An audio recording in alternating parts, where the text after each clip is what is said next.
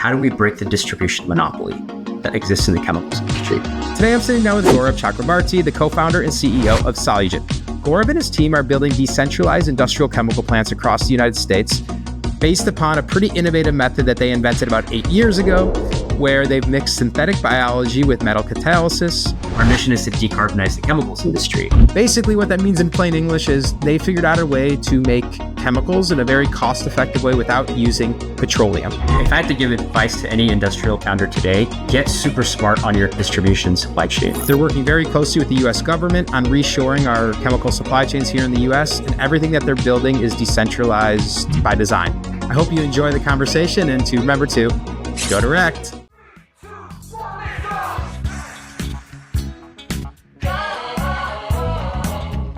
All right, and we are live. Gaurab, how are we doing today? Excellent. How are you?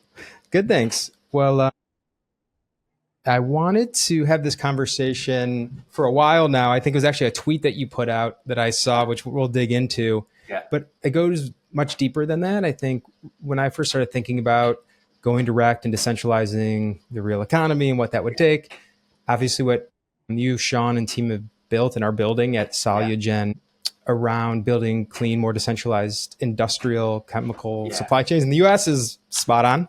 Yes. And so I thought it would, on many different levels, it'd be fun to have a conversation and just show people what it looks like in practice, and that it, not only how difficult it is, but that it's possible. And I think you're building a really important building block. So awesome. Yeah, I'd love to dive in and give you guys the flavor. I've learned a lot of things in the last 8 years that I'm happy to share if it helps other folks. Cool. All right. So let's start here. What's wrong with how the traditional chemical industry works today? Yeah, I mean, so if you think about like the history of the chemicals industry, the whole entire purpose of it was to create these massive facilities that were basically real estate assets. That's fundamentally how the companies have treated these assets. These assets are online for 20 years. So your advantage is to actually make as big of a plant as possible so that you can have economies of scale over a long period of time, which makes sense. But I don't think that is the right way to go, especially with a lot of, there's geopolitical risks with centralized production facilities, as you probably know. But on top of that, what it forces customers, and the only thing I care about is really what am I doing for my customers? And if you think about it, you're basically forcing your customers to be huge volume off-takers for products that they may or may not need at that volume. So what ends up happening is you're not a demand-driven economy, you're a supply-driven system. And so what that does is, one, it creates a lot of distrust between customers and chemical companies because the incentives are completely different. The customer wants to use as little chemical as possible. The chemical company wants to push as much of this product as possible. So there's no matching supply and demand at a given moment. So you end up with surplus or you end up with really unhappy customers, which neither of those are good. So that's number one. Number two is just the safety aspect. If you think about being a centralized facility that's making concentrated chemical and you need it to get to your end customer, you have to ship it, right? There's no other way to do it. Most chemicals don't have pipelines like you do with oil and gas. Chemicals you have to put on a tanker truck or a rail car and ship it through communities to get to the end source, to the end customer. What ends up happening there is essentially you now have created an externality risk for not just you, but for every single person that's now exposed to your product before it gets to your customer. That's a lot of risk stacking that you're taking. And this is why only giant companies have been able to really drive that. So that's number two. Number three is I do think that the sustainability aspect of it is a problem because transport does obviously contribute to the carbon emissions. But on top of that, transport creates supply chain uncertainty because most of these companies don't control the transport. It's BNSF, it's the train lines that actually have control. And so anytime that there's a strike or anytime that there's an issue with a changeover on a rail spur, your customer is screwed. So that's really where I think the biggest problems are, at least relative to the chemicals industry. I think other industries might be a different mix, but probably similar themes. The reason I think decentralization is so critical is because we need to change the mindset of the chemicals industry from being a production first and then consumer to consumer first, meaning how do we get the customer the chemical that they need at the right time in the right amount at the right price. So it's effectively meeting the customer where they are is what's really important.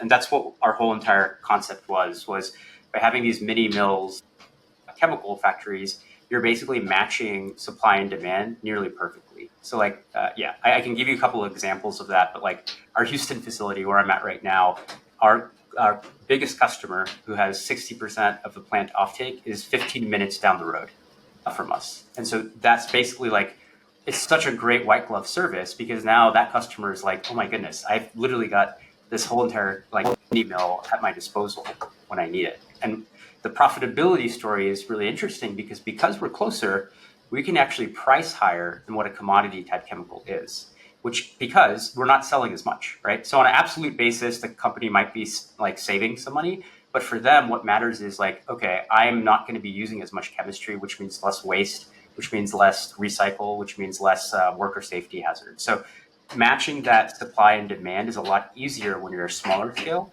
than it is when you're at these massive industrial facilities. Cool. No, thanks for breaking that down. So I think one of the things I wanted to get in the weeds a little bit with you on, because I think it's a common misconception in general when you think about decentralized systems and decentralized production, is there has to be a core kind of innovation with what you're doing to make the unit economics work. Yeah. And, basically Solugen's merged kind of some best practices from synthetic biology with metal catalysis, right? And so to make chemicals, which is like a pretty unique process. So I just wanted to, I'm gonna break it down one by one. If you could kind of just walk us through it, just so folks who are not. Yeah, absolutely. Okay. I think kind of before diving into the technical side, it's important to note that like, assume the technology is a black box, right?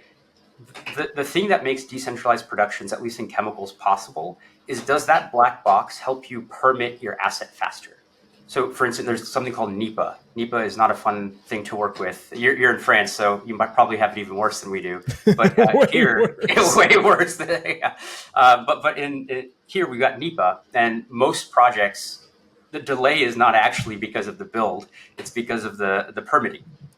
By having a black box technology that allows you to be sustainable, quote unquote, which is great, it actually drives faster permitting process. Like our Houston site was permitted in less than a month, which would have taken six years for like a traditional petrochemical facility. Yeah, this is because we're on a community site, so we're not at like an industrial site. So this is like the whole idea is that if you're going to be decentralized, you have to be thinking about what the surrounding community looks like as well. Can you just explain what you mean by black box? Yeah, so here for us, that's the chemoenzymatic process or chemienzymatic process, as we call it. This black box, and that was an aside to show you like the technology is really important, but it's what it gives us on a practical level that drives its value. So from the technology perspective, the way that we thought about Solugen was let's take a traditional petrochemical plant, right? You have feedstock A coming in, it hits heterogeneous metal catalysts that you traditionally see, like an FCC catalyst or something like that. And then you get product, but you get 30 to 40% byproduct or emission. That byproduct, if it's not like CO2 coming off the top, you're going to have to separate your product now. So now let's take a gander into how to do that. That's called distillation. So distillation is extremely energy intensive, as most of the energy in the chemicals industry goes towards distillation. But on top of that, it starts to create concentrated waste streams. And when you have a concentrated waste stream, you have to pay for waste handling and you have to inform the regulators in the permitting office that that's what you're creating. So that whole process has a lot, not just economically, is it not great? You're not getting the most bang for your feedstock, but you're also creating negative externalities just by using the process technology. So what we said at Solugen was like, okay, let's ask the question, why can't these heterogeneous catalysts be more specific? What is stopping them from, because if you solve that, you solve the whole thing, right? And the answer was when you have your feedstock and it binds to the metal catalyst, it creates something called metastable intermediates. So imagine this is my surface and this is my feedstock coming in. You're going to create certain molecules that look like this, certain ones that look like that, certain ones that look a bit different. All of these are called metastable intermediates, but not every metastable intermediate is made equal. Some metastable intermediates prefer to go to product, while other metastable intermediates prefer to go to byproduct. So the question that we had was like, what are the ways to make the right metastable intermediate? That's really the question that matters. So what we came to the conclusion of is enzymes. Enzymes have been doing this for years, right? In our bodies, we're making metastable intermediates constantly in metabolic processes. And so what we said was, if we know what product we want to make, we can back engineer into what the ideal metastable intermediate would be that can be made enzymatically. And so basically the whole process then becomes, instead of a 60% efficient process, our plant here in Houston runs at 96% combined efficiency, which is kind of nuts. So, but that's the whole point, is like that technology, it's because of biology that we were able to use the forks of metastability for decentralization, is how I see it. Yeah. And so can you just break it down for us on how your process differs from that your traditional chemical manufacturing process? I think it's what you don't see. So if you go to a chemical plant in Houston, and there's a lot here, you'll see like maybe 12 to 20 unit operations. So these are distinct pieces of capital that exist across the process technology. If you go to a Solugen's plant, which I hope you do someday, is 3 unit operations. There's an enzyme reactor, metal reactor, and then we evaporate water to concentrate product. That's it. Those are the only 3 ops that you're going to see. And the reason for that is because you're not creating these byproducts, which require separation. We're going to our product with such high efficiency that there's no need to separate byproducts because there aren't any byproducts. Yeah.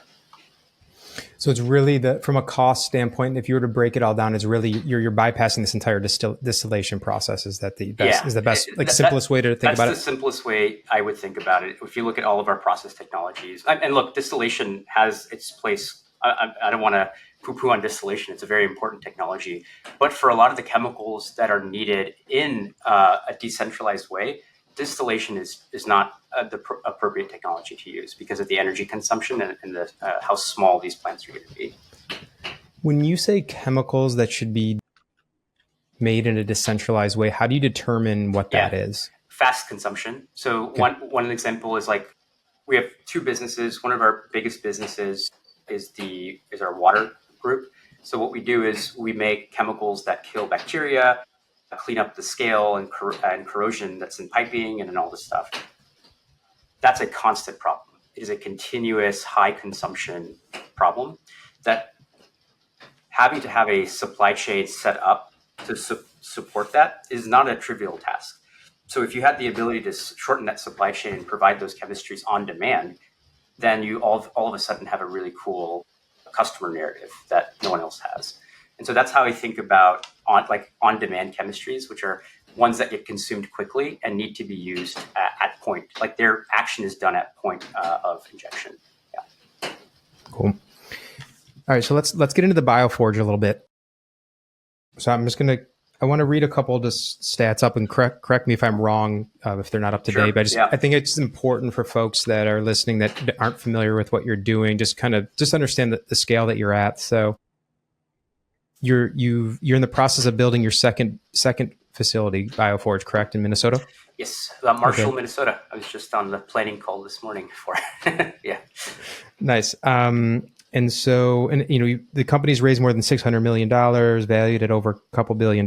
You're building your second one right now. As you mentioned, the first facility being in Houston and building one in Minnesota. So you talked a little bit about the differences of a traditional chemical plant and a Bioforge, but can we go a little bit deeper into that? When you think about, because you're completely vertically integrated, which is another piece which is really important here. Yeah, I think the feedstock piece is important here as well. Our feedstock is corn sugar. That changes the whole entire landscape of your operating parameters. So if you look at a traditional petrochemical process that's running off of hydrocarbons, you're needing to drive temperatures significantly higher than the melting point of these products. And that's how you get the chemistry to happen. So that fact in itself is a really big advantage of the Bioforge process. We use sugar. The sugar reacts with our enzyme chemistry at room temperature. We bubble air through the system to the enzymes, but beyond that, you're not talking about any crazy process conditions that you would normally see in a petrochem plant. And on the metal catalyst side, this is the exciting part. So traditionally, metal catalysts have to be run really hot.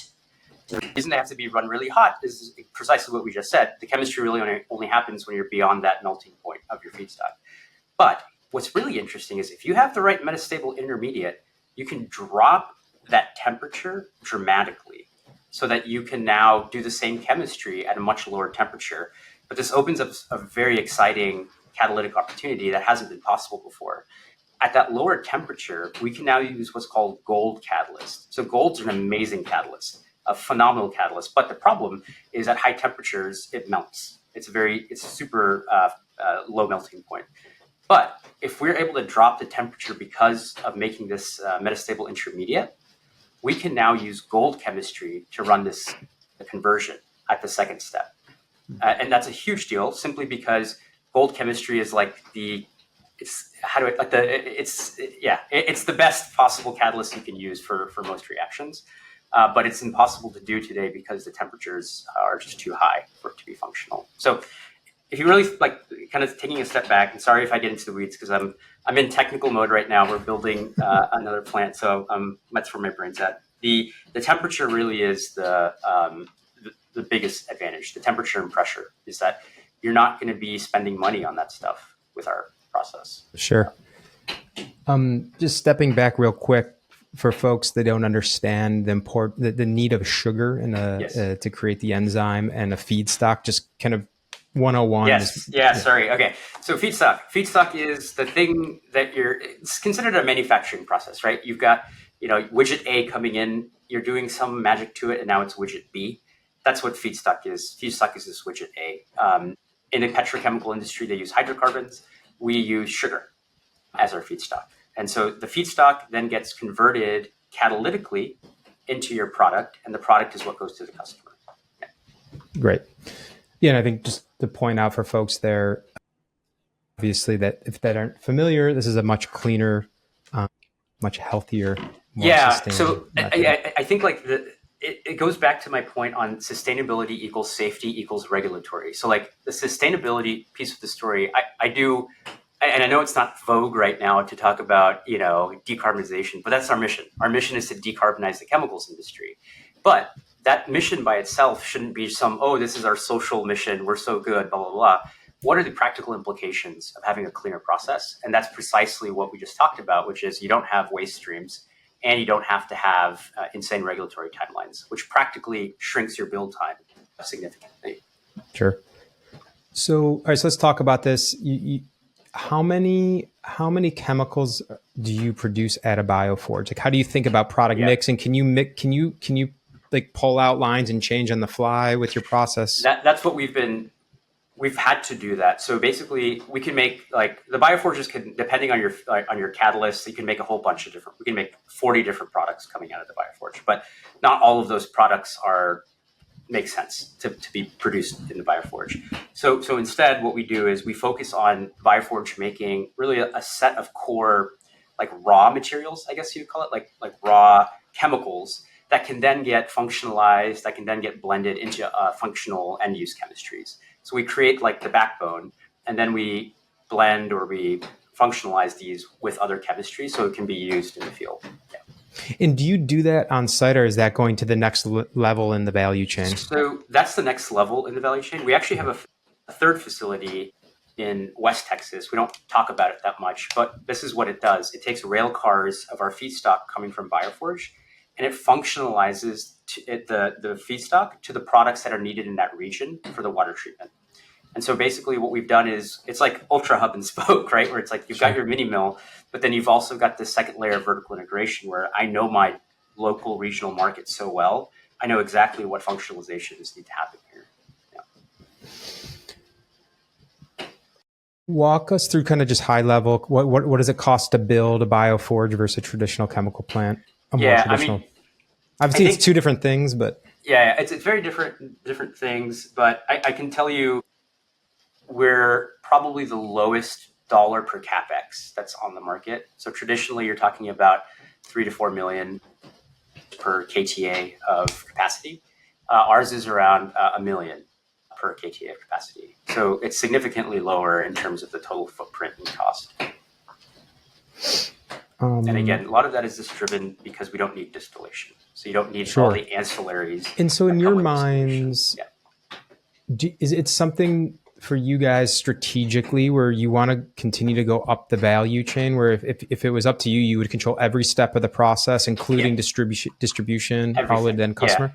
Yeah. So I can give you a very concrete example of how we did that in the early days and has benefited us tremendously. We actually have a distribution arm within Solugen that just focuses on supply chain and logistics to the end customer. Now, that's actually, people thought that was kind of stupid. They're like, oh, like you're a chemical company. Why do you have to waste time on that kind of stuff? Just focus on the product. The product is distribution at the end of the day. Like how you get the product to your customer is what matters the most. And so this is where we spend a lot of effort and time building up a team that focuses on that distribution piece. And now that's served us extremely well because now every single customer wants to work with us. Yeah. All right, so you just got me. I'm gonna have to go in a little soapbox right now. So I love soapboxes. Man, okay. For everyone listening, because it's the messy middle of these supply chains and no one pays attention to it, this wholesale distribution is where the freaking market consolidation and power is. It's the fat. It's where all the fat is. Like, oh my goodness. And it's like, I'm just very happy to hear that because I don't think people realize it. And it's by the way, it's in everything. I mean, don't even get me started on the food system, right? Yeah. I mean, the cost of things should not be what they are. It's just the full stop. Like the whole idea that we're trying to go after is how do we break the distribution monopoly that exists in the chemicals industry? That's really what we're trying to go after. Because even producing the chemicals and things like that, that is a significant part of it. But unless you control the means by which it gets to your customer, you're going to be at the behest of another big corporation at that point. Well, I think it gets back to your point, right? If you own the means of production, and then you got to move your way up that value chain, and you use the term distribution monopoly. It's so true. And the good thing is, listen, all these things, warehousing, logistics, a lot of this stuff will be eventually are going to be automated away. So as you think about it, like these markets are just getting more efficient. I just think the role of wholesale distribution is going to change fundamentally. It'll always be there, but it'll change, right? Yes. And the other piece is like the wholesale distribution creates opacity in market pricing. And so that by itself is anti-consumer, in my opinion. It's kind of like how Amazon was pretty upfront that like, hey, this is the price that we're going to be selling this product as. It shouldn't cost this much effectively. And so like, it's the same idea here where it's like, we think that opacity is what's creating distrust in the industry.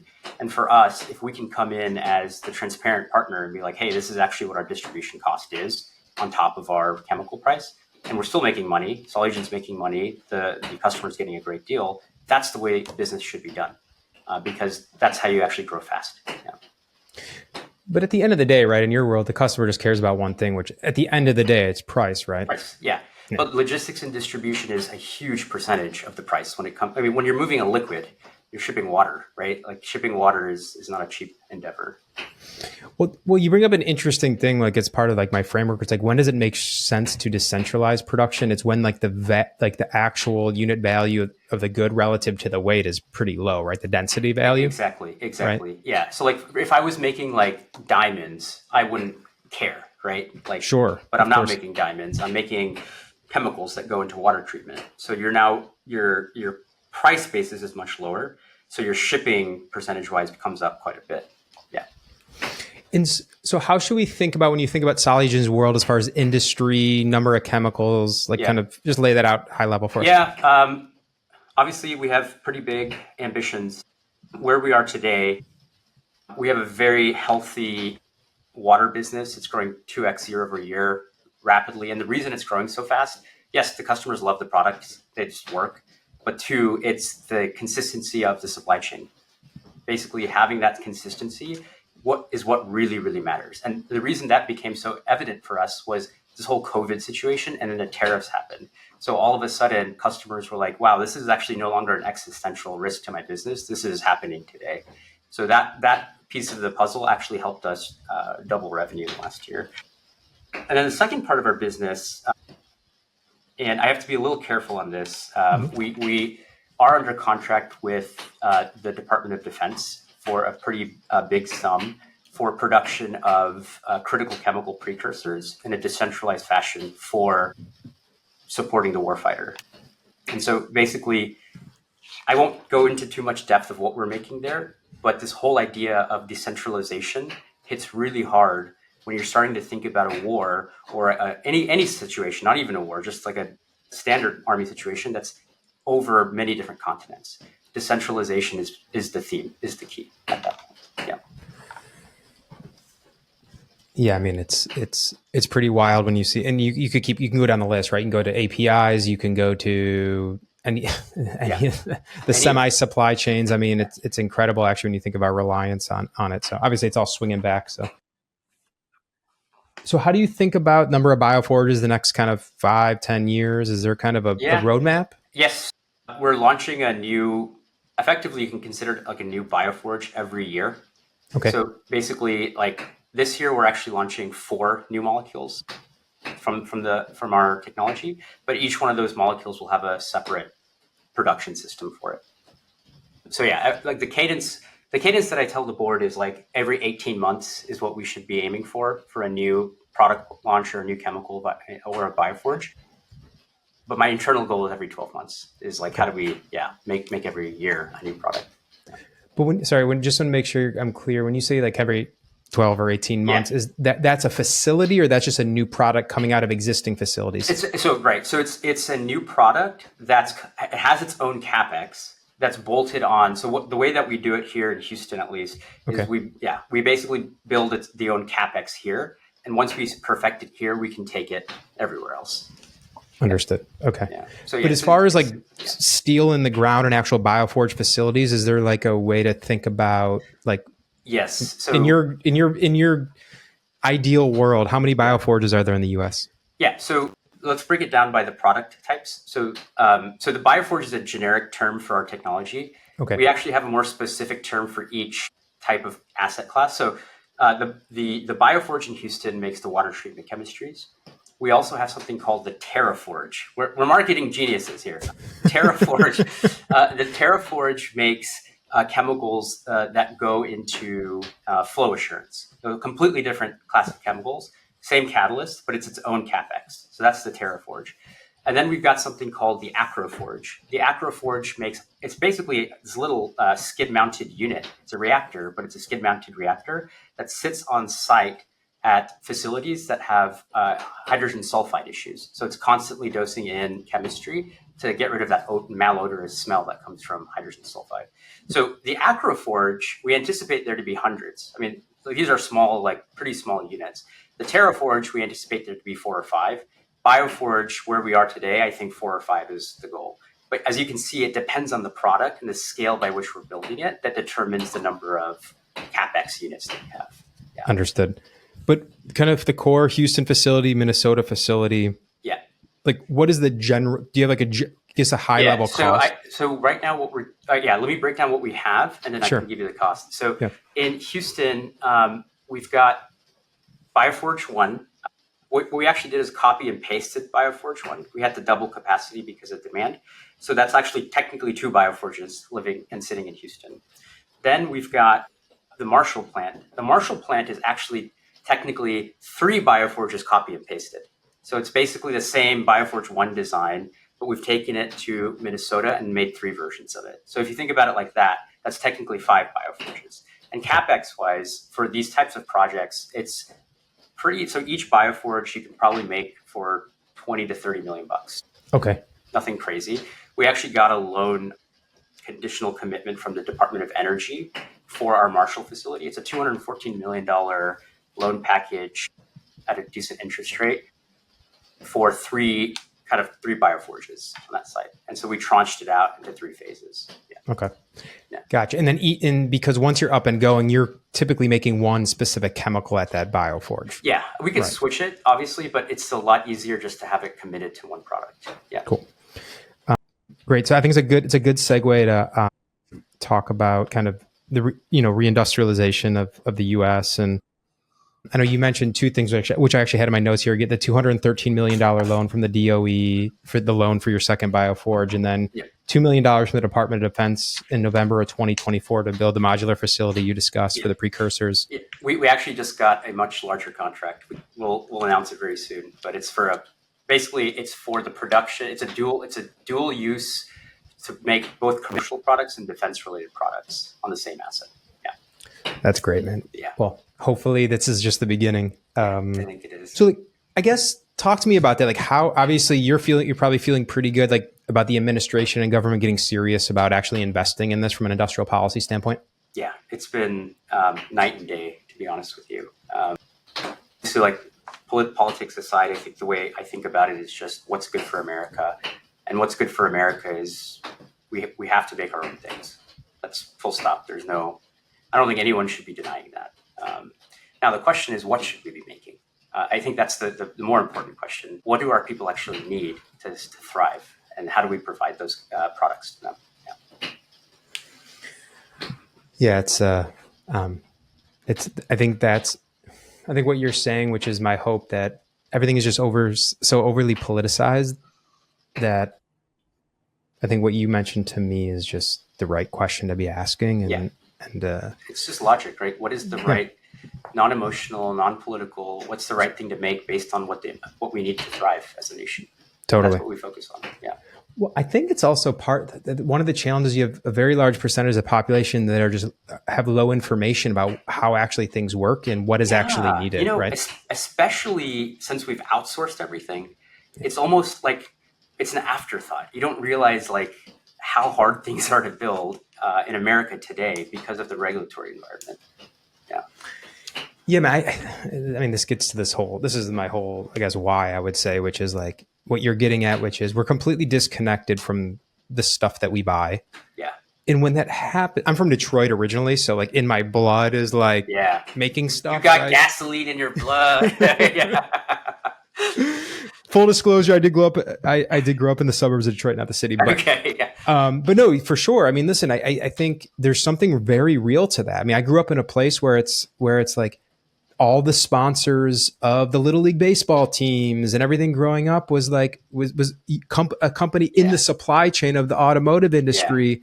And there's this at the time, this pride of like, you don't even dare buy a foreign made car. Yeah. It's all here. Dude, when I moved to San Francisco, I saw the roads. I'm like, am I in a different country? Wow. You know? Yeah. But that's a very, very powerful point you made, which is think about the consumption behavior that has changed. When you have something that is local or near you and you're seeing it being built, your proclivity is to purchase from that. Full stop. Right?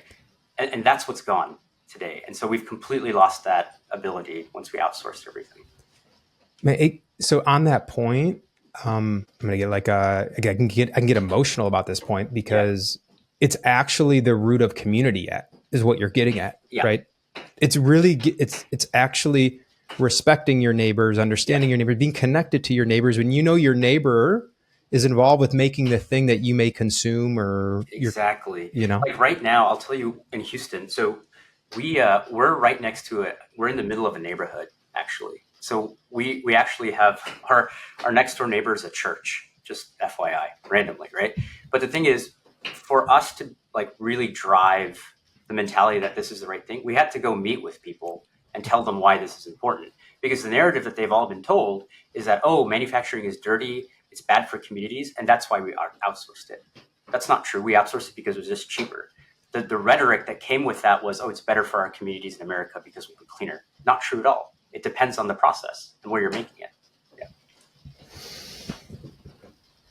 Have you guys, I'm sure your plate's full, obviously, in the US, but have you thought about kind of bringing this over to internationally or kind of? I will say the work that we're doing with the Defense Department, a lot of our reactors will be in like the Indo-PACOM region. Okay, gotcha. Yeah, and are these gonna be pretty much? Are these just kind of a shipping container? Is how we should think about it? It's literally a little shipping container. Yeah. Yeah, I can't say what it's making, but it's Sure. literally a shipping container. Where what we do is we ship the catalyst and the precursor with it, and so Okay. you can make on-site whatever it is that we're making for it. You can make it on-site and consume it right there. Okay. Like soup, like the epitome of decentralization. Yes, That's precisely. great. Yeah. And resilience. Are you from Houston? Give us a little bit of the backstory. Yeah, I was born in India actually. Okay. Grew up in Calcutta. My family was a bizarre mix of like poets, artists, engineers, professors, and mathematicians. It was just like a weird blend. So I got to grow up in like a very like it. In where I grew up in Bengal in Calcutta, it's almost like polymathism is like the norm, right? Like everyone should be musically gifted, blah blah blah blah. So then from Calcutta we moved to Houston. My father was in the petrochemical industry, and he was instrumental for us in the early days, kind of understanding how to navigate the environment. And then from here, I grew up in Sugar Land, Texas, which is basically Houston. Went to college in the East Coast, did my MD, PhD back in Texas, and then started Solugen. Yeah. Okay. And so maybe just give a little bit of the kind of the aha moment, or how the original kind of light bulb moment for Solugen and you and Sean getting together. So I wish there was one. I mean, there is one moment I distinctly remember. It was like 3:30 a.m. and I was in my bed. How old was I? I was 20-something, 26, 27. And I was just looking at this reaction that I was studying in pancreatic cancer. This reaction uses enzymes to make peroxide in the cancer cell.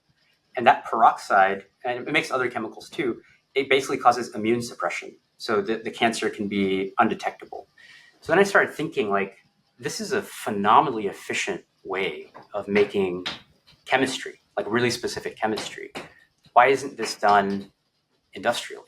And so I called up my dad, who had built peroxide plants before. And what he guided me through was, like these are some of the most dangerous plants in the world to build. And so if you had a low temperature route to it, you would open up a whole entire new market for this product. And so that's when I was like, okay, let me talk to my buddy Sean. So Sean and I, his wife is my best friend. We went to medical school together. okay. And so it was over a poker game that I started talking about literally the science. And it turns out Sean, his background is production of these peroxide chemicals at massive scale using noble metal heterogeneous catalysts. And so that's when we started to realize that, like, hey, Sean has an open mind as a chemical engineer, which is very rare to find sometimes. Sure. So basically we were able to kind of say, like, what if we merge these two ideas together? So I wouldn't say it was like a single aha moment. It was like a series of, like, we had a hypothesis and we just kept drilling it down until we were like, this is it. Like, it's kind of like chiseling like a sculpture. You finally see it. It took us a couple years to see it. But once we saw it, we were like, okay, now let's go. Yeah. Cool. And give us a sense of timing. When was that? 2017 is okay. Yeah. So I finished I graduated 6 months early from medical school. Okay. And then I did YC for 6 months working on Solugen. And the whole idea was, like, either this thing makes sense or it fails and I go and be a doctor, And so basically it did kind of make sense. So we're like, I'll go all in. Yeah. What's your happy place day to day inside Solugen?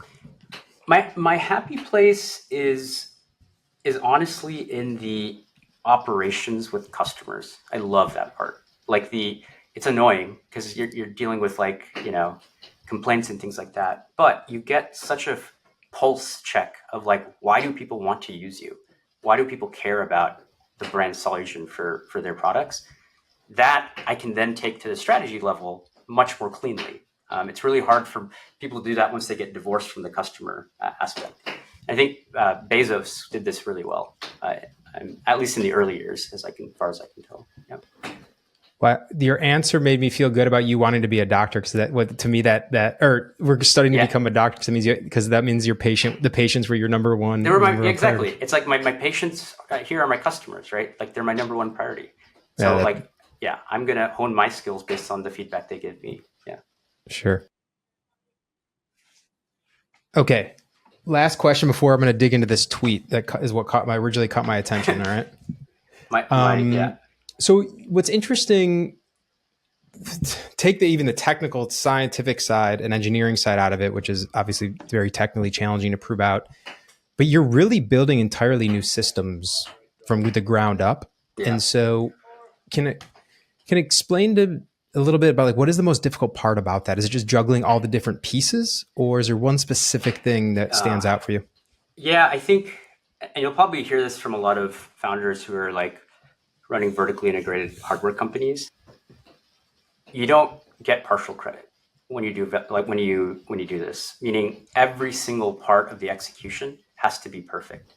Otherwise, any single point along the line where you mess up, you've completely destroyed trust with your customer.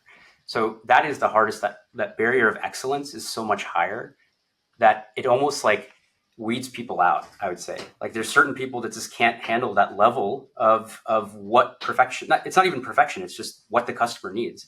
That level is much higher when you're vertically integrated across the whole chain, because every part of the process has to be seamless. Yeah. Cool. That's been really hard. Yeah. All right, let's hop into this tweet. Ready? I'm going to pop it up on the screen for you. Yes. Hopefully it's one of my less controversial ones. No, it really, it actually made me think a lot. And I think it's an interesting one to break down. So let's see here. Can you see that all right? Yes. Okay, so I'm going to keep it up on the screen just for a few minutes for the folks that are Yeah, let me read this. Let me see. I forgot what I wrote. Let's see. This was back in December 24. Okay. Yeah. You know what's interesting? Should I wait? Yeah, I'll prompt it, then we'll kind of break it down. And because I thought it was a very interesting tweet. Obviously, I'm aligned with much of it, but I really wanted to unpack it. So I'm just going to read the beginning of it for folks that are listening. So at the end of last year, Gaurab put this tweet out that said, "Physical reality always outruns code in the end. Once AGI commodifies labor, physical capital will soar. How to prepare now: invest in manufacturing conglomerates. Land, equipment, and raw materials could 10 to 20x by the time we see superintelligence emerge. Rare earths may even be more than this." So, yeah, just break that down for us a little bit on kind of this where this kind of, in your mind, the 10 to 20x cost. Yeah, so this was a back of the envelope calculation. Of course. Right. So like, I want to be careful that it's not like gospel here, but the purpose, like the whole idea is that if you look at what tech companies are becoming, I think they're all ultimately going to become manufacturing companies at the end of the day. Like it's almost like there's like the AI factory, and then there's the factory that's making the AI stuff, right? And like I feel like you're already seeing it with some of these insane capex investments that these big companies are doing. What that means is that the cost, because they're able to pay more for that capex than maybe a traditional industry is able to, the market cost of all of the things that are required to drive that industry is going to increase because the ability for them to pay is much higher. Right. What I'm trying to understand is as you break this down though, is like, are you thinking about this just in terms of like, as we think about like next gen infrastructure, so AI data centers, are you talking about all types of goods, all up and down the value chain? They're all connected. I think like everything is ultimately connected to what's happening at these AI data centers, and these, like all of it, like water treatment is happening there, heating and cooling systems are happening there, turbine generation is happening there. All of these factors, I think, will have downstream implications on the fundamental units that are actually being processed into these systems. And like, I'll give you an example, like, sure, like turbine costs. So we actually use something called mechanical vapor recompression, which is a turbine, but we actually engineered it so that it works in reverse. And so basically it's using steam to come in, and that steam generates electricity. That electricity then keeps driving the compression of the steam. So that price for us has gone up 4x in the last year, because now to get a turbine with a reasonable lead time, you're now competing against the data centers. You're now competing against the big guys at this point. So for us, that turbine, it's a critical component of our manufacturing process. While our product is not necessarily the one that's being used in these AI facilities, the same unit operation is being used. And that overlap of unit operation use is what's driving why I can increase my prices. Because now I have less people supplying that same chemistry because it's so expensive to make the turbine. So that's kind of like, if you look at it like from a unit operations perspective, where's the actual, or like transformers, another great example. Sure. Transformers cost has gone up 3x in the last 2 years for us. And the lead times it's stupid. Like you can't even do anything, right? But chemical plants, paper plants, all of these things need transformers, right? But if data centers are hogging them up and able to drive more consistent, higher pricing, then what's going to happen to the products that are made at these facilities? They have to increase. Understood. So this is kind of where the part comes when you're just talking about, obviously, build, acquire factories, land, and raw materials. You're kind of talking about kind of these inputs that are going into. I think now is like own the means of production now, and I'm not saying this is going to be happening, this year or even next year, but in 10 years, who knows what the world could look like. Yeah, I mean, the numbers that you see, I mean, it's just going to be, I don't know, for me, I'm overall an optimist about the future, especially how we can use AI and robotics and automation, but it's just going to get weird, I think, because it's like a whiplash, right? Because we've never seen demand like this at this scale. What I think what people need to understand, and I'd love if someone has done this, but like if you look at what's happening with the boom in AI, and I think it's real. I think that definitely there's a bubble a little bit, but like bubbles are actually good for these types of technologies because it selects for the best. But fundamentally, like if we break down in excruciating detail what is actually needed to make these things, you'll quickly realize the overlap between the things that are required to make AI real are also the same things that are needed to make most of the physical economy real. So that overlap is what I think is going to be really important. What are those overlapping things that we need to be controlling today so that we can be price takers in the future? Well, I mean, I think that overlap to me, how I would think about that is then that's where the kind of the industrial policy comes in, right? Yeah. Right, because it's like fair. And I saw Tesla. Right, Tesla's making their own transformers now. They're making their own transformers now, right? And no, it's interesting. I think it's I think the challenge that I have with, or not me, but a lot of people have, is they don't realize how far we have to come to actually really reindustrialize on some of these things. Oh, it's going to be brutal, man. I mean, I just full stop. Like the only way out is through. Like we just have to do it. Like I don't know forget geopolitical issues. Just keeping up with the AI boom, we're going to have to do it here. Yeah, and it's interesting. I mean, you guys have a very interesting probably perspective on this, kind of being in the a less sexy, less high growth. Hey, chemicals is the coolest thing on earth. But it's a really important thing when you think about just a foundational piece of reindustrializing the America, and beyond that, like doing it in a much more sustainable, healthy way. Exactly. And you just mentioned a few ways. I'm sure you're caught in the crosshairs of all types of stuff trying to get your stuff spun up, right? Yeah, it's nuts. Like I can tell you the whole gamut of things we have to deal with. There's obviously the CapEx side of it, which is really important, but then there's the labor side of it as well, where it's like the labor costs for what we're trying to do are going to go up because of how specialized some of this stuff is. And so like, for instance, we had to hire our own turbine repair guy. Literally, he's on staff with us because it was getting too expensive to get contractors to come in and fix it. And so like these types of downstream effects are going to be what's driving, the value inflection, I think, of a lot of CapEx enterprises. Is labor a difficult thing for you guys? Is it finding labor? Is it cost of labor? Cost. I mean, finding labor is very hard. Like when you're talking about advanced manufacturing, and even any manufacturing, let's be honest, like we don't have the skill set within the United States. We've exported all of that skill set.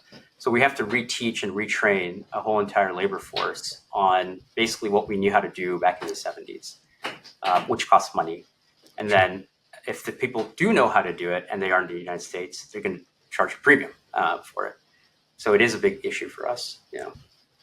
Are you seeing anything on like the workforce development side of the government that's actually getting involved with that? Are you active with that of trying to kind of retrain or train up Yeah, the so workforce? what we do is actually we team up with local community colleges here. Okay. And so what we do is we train them on it's called like biomanufacturing course. So basically what they do is we give them, we made this curricula. It's just like, hey, this is how biomanufacturing works. And then we actually have them intern at our plant to basically actually operate a machine. And if they're good, we hire them. And so there's a lot more programs like that I think are going to be needed for us to, even for this AI stuff. Let's be real. Like, we don't have many turbine repair specialists left in America, right? So like, I think that's going to be a big demand driver. Yeah. All right, you ready to wrap up with some rapid fire? Yes. All right. You ready? Sir. What's one myth about industrial chemistry you wish would die? That it's all nasty and dangerous. What's the biggest misunderstanding people have when they think about decarbonization? That it's a philanthropic or social mission, when in reality it's a practical efficiency metric. What's one thing people still don't understand about biology as an industrial platform? We have scratched the surface. There's so much more. If you could change one regulation or incentive in the chemicals industry tomorrow, what would it be? I could tell you what I'm lobbying for. Give it to us. So basically, I think Congress has forced a lot of end users of chemicals to try to understand the supply chain of where it's coming from. That's step number one, understand it. And step number two is, once you see what the data actually shows, 80 to 90% of our chemicals are coming from overseas. Yeah. How do we actually incentivize that coming from America? So that's the first step, is making sure people believe the data. Then the second step is the regulatory side. Yeah. If you weren't building Solugen, what would you be doing? I would be doing I'd have a biochemistry lab, and I would be treating my patients, who would be my customers. So basically the same thing. I have a biochemistry lab, and I give it to customers. Yeah. Who else should I have on the show to talk all things decentralized Sean, production? You have to have my co-founder. He's the best. Okay. Yeah. All right. We'll get Sean on. I'll hit you up about and get Sean on. You definitely got to get him on. He's hilarious. Yeah. Give me one bold prediction for the next 10 years of industrial biotech, or I would say industrial chemicals, industrial chemical industry in the U.S. Yeah. In 10 years, I think what you're going to see. Give me 1 second. I don't want to be flippant on this.